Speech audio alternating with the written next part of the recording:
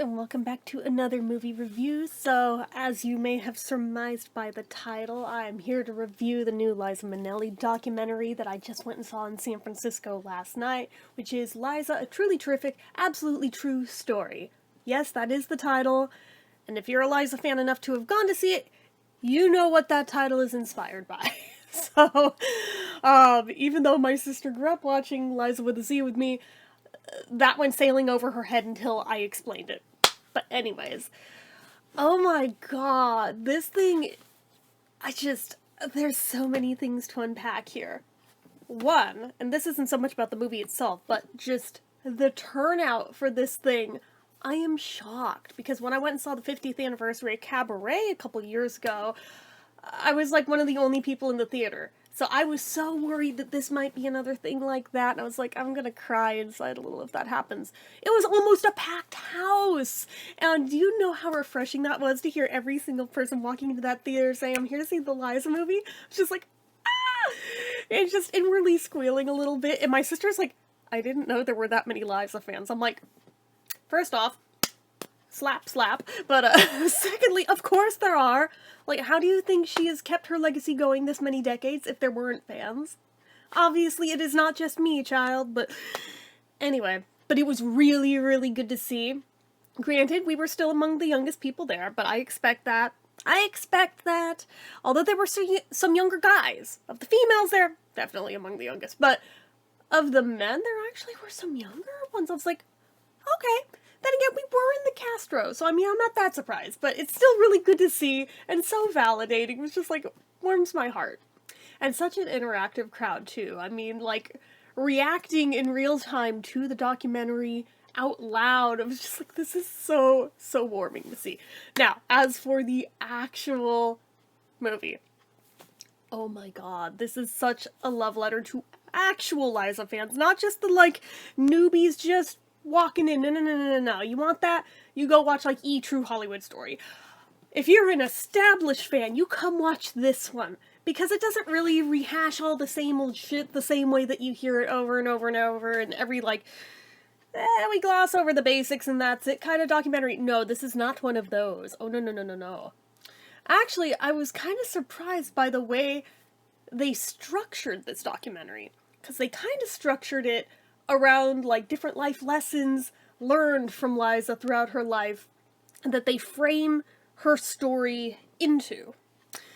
So that was, like, really refreshing to see. And, I mean, granted, a lot of the quotes already knew, but some of them were new to me. But what was very new to me was all the unseen footage and new footage. I was like, obviously, I expected new footage, clearly, but I wasn't aware there was still that much unseen, like, home videos and stuff.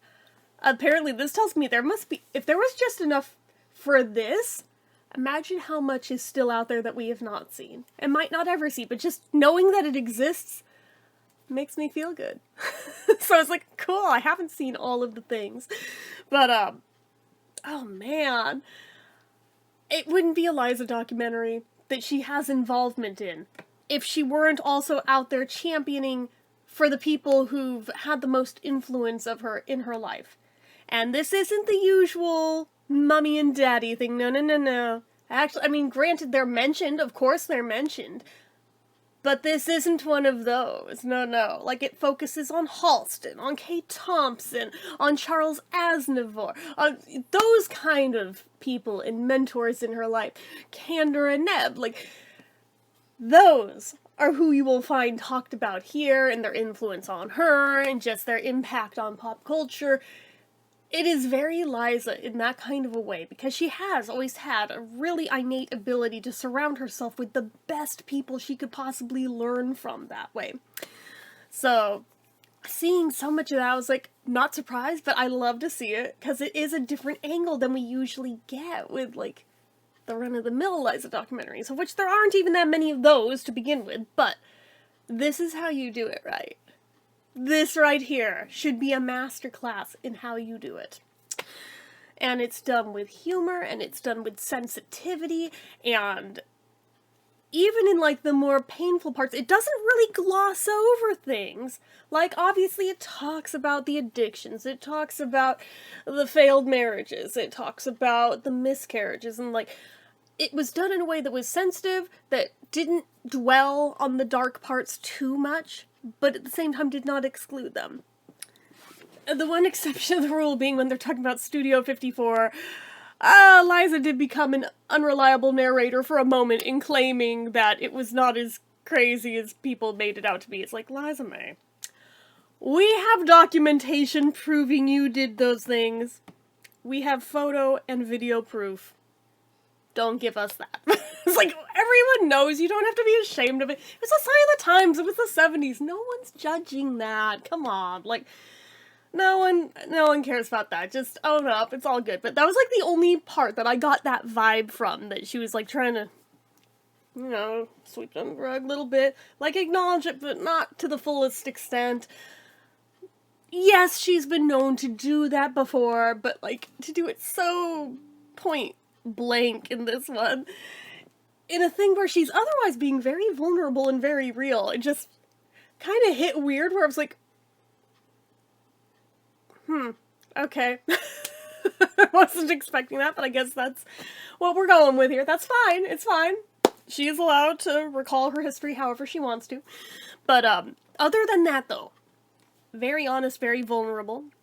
And, again, in the more painful parts of things, like with the miscarriages and the failed marriages, they didn't so much have her talk about them as have the people in her direct orbit who were there and who knew these situations talk about it for her. So they didn't have to hurt her in bringing these things back up. And I appreciate that, especially after that one Rosie O'Donnell interview where she had her in tears because she kept hammering down on that. That just was disgusting. I'm glad that they did not do that to her here. Because that just... it doesn't have to be that way. It doesn't have to. You can still tell the story without hurting her.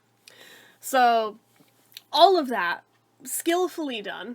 I like that they actually had people who are, in fact, in her direct orbit, like Mia Farrow and Ben Vereen and Joel Grey and, oh, Cheetah. This might have been the last thing Cheetah Rivera filmed before she passed, so I was just like, I kind of had forgotten for a moment that she had passed till she popped up and was like, oh, that's right, oh. But, so many things like that. Even Jim Caruso was in there where I was like, I kind of sort of knew him for half a minute there. But, so really, really cool to see that and hear what all they had to say, and some lesser-known names in her orbit that just were really cool to see get their say in this as well. It's nice. It's really nice. I mean, I am so glad that this is, in fact, getting a physical release. It comes out April 1st, if you were unaware. You can pre-order it now on Amazon if you want to.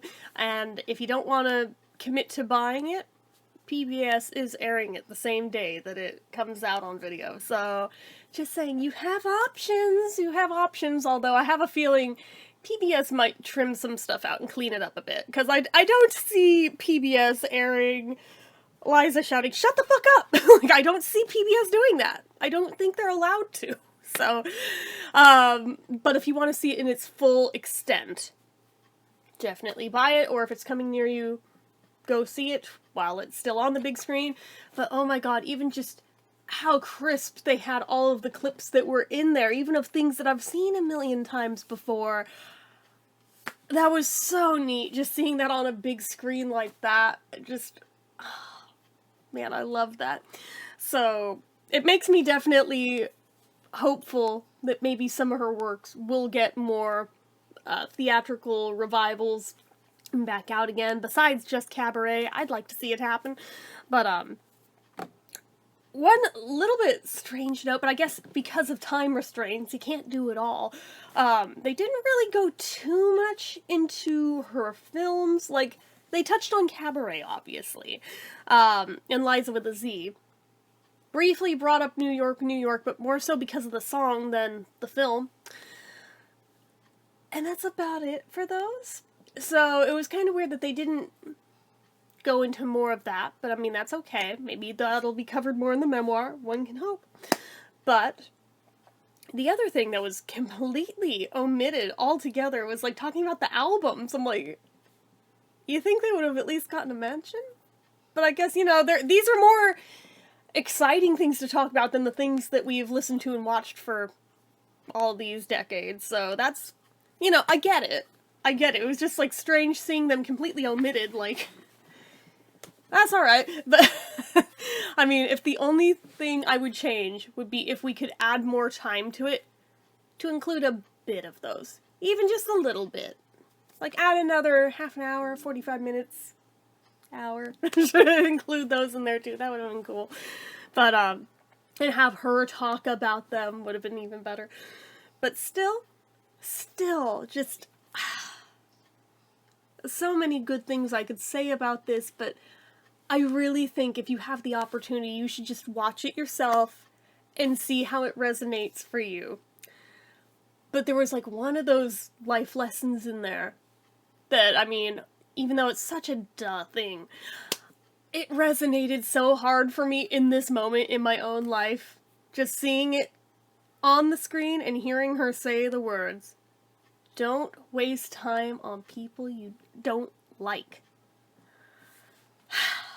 Again, it's such a duh thing to say, but it was exactly what I needed to hear at this moment in my life by the person I would take it the most to heart from hearing it from.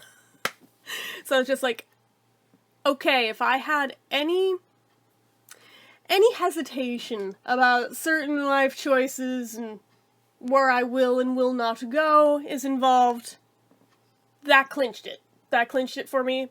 It was exactly what I needed to hear at exactly the moment I needed to hear it. And I have kind of had that kind of luck with certain things out of Liza's mouth where it just resonates big time. And that's why I've, like, always jokingly said, like, lots of other people have that what would Jesus do thing. I have the what would Liza do mentality. And while some would interpret that in a weird way and be like, that sounds like terrible advice, I'm like, no, not like that. But she's actually very intelligent and has a hell of a lot of life wisdom through experience that you can learn a lot from. And it's often resonated with me at exactly the moments I needed to hear it. And it was true again with this. I'm so grateful that I went out of my way to go see this on the big screen and didn't just wait for the physical release, although I do have that pre-ordered already. I had it pre-ordered before I went, so can't wait to have it in my hands so I can watch it over and over again, because you know I will. You know I will. I always do. But, again, I can't recommend this highly enough. If I had to give it a rating, it's like 10 out of 10. Like, truly. Like, I couldn't have done it better myself if I had put this thing together, I don't think. Like, it was really expertly done. I'm glad they did right by her with this, because I was so worried for a while of, oh, what if this turns into a smear piece? But it didn't. It didn't at all. It's a love letter. And it's so well done. So, bravo to everyone involved with putting this project together. You did so good. You did so good. So, anyway. That's about all I have to say about it for right now. So, as usual, you know what to do. If you like this video, go ahead and give it a like. If you're not already and you'd like to be, click subscribe. Hit that notification bell icon so you never miss an upload. Leave comments down below. Make sure you're following my social media accounts, my Facebook fan page, my Twitter, my Instagram, my eBay, my Reddits, everything and more. It's all down below. And if you like what I do here on this channel and you'd like to help support it, the donation link, as always, is down in the description. Get your name on the end card for a month from the time of donating. Anyway, guys, till next time, see ya.